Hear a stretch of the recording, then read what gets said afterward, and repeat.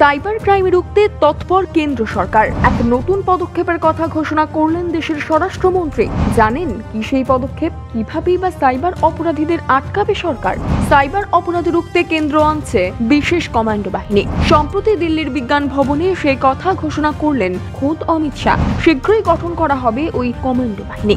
আসলে পরিসংখ্যান বলছে গোটা বিশ্বের মোট ডিজিটাল লেনদেনের 46% নাকি ভারতে হয়, কিন্তু ডিজিটাল লেনদেন বৃদ্ধির পাশাপাশি সমানভাবে এদেশে বাড়ছে সাইবার অপরাধ, যার জেরে সর্বশান্ত হচ্ছেন বহু মানুষ। প্রতিদিন গড়ে প্রায় অনেকের শিকার হচ্ছেন এই সাইবার হ্যাকারদের।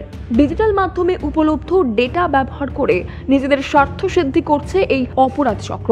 তাই এবার এই অপরাধ চক্র ভেঙে অপরাধীদের দ্রুত শনাক্ত করতে তৎপর কেন্দ্র, যে কারণে এই কমান্ডো বাহিনী গঠন করতে চলেছে তারা। কিন্তু কিভাবে কাজ করবে কেন্দ্রের এই বিশেষ বাহিনী? কাদের নিয়েই বা গঠন করা হবে এই দল?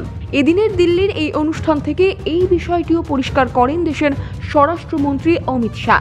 অমিত শাহর কথায়, সাইবার অপরাধের বিষয়ে দক্ষ পুলিশ অফিসারদের নিয়েই গড়ে তোলা হবে এই দলটি, যাদের সর্বপ্রথম কাজ হবে সাইবার অপরাধ আটকানো। সেই সঙ্গে যারা সাইবার অপরাধের শিকার হবেন তাদের অভিযোগের তদন্তের দায়িত্বে থাকবে এই বাহিনী। তবে শুধু কমান্ডো বাহিনী গঠন নয়, আরও এক পদক্ষেপ নিয়েছে দেশের স্বরাষ্ট্র মন্ত্রক। দিল্লির বিজ্ঞান ভবনে এই দিন সাসপেক্ট রেজিস্ট্রি বা সন্দেহভাজন সাইবার অপরাধীদের একটি তথ্য ভান্ডারেরও উদ্বোধন করা হয়। সাইবার এবং অনলাইন দুর্নীতির সঙ্গে জড়িত ব্যক্তিদের তথ্য দিয়ে গড়ে তোলা হয়েছে এই তথ্য ভান্ডার।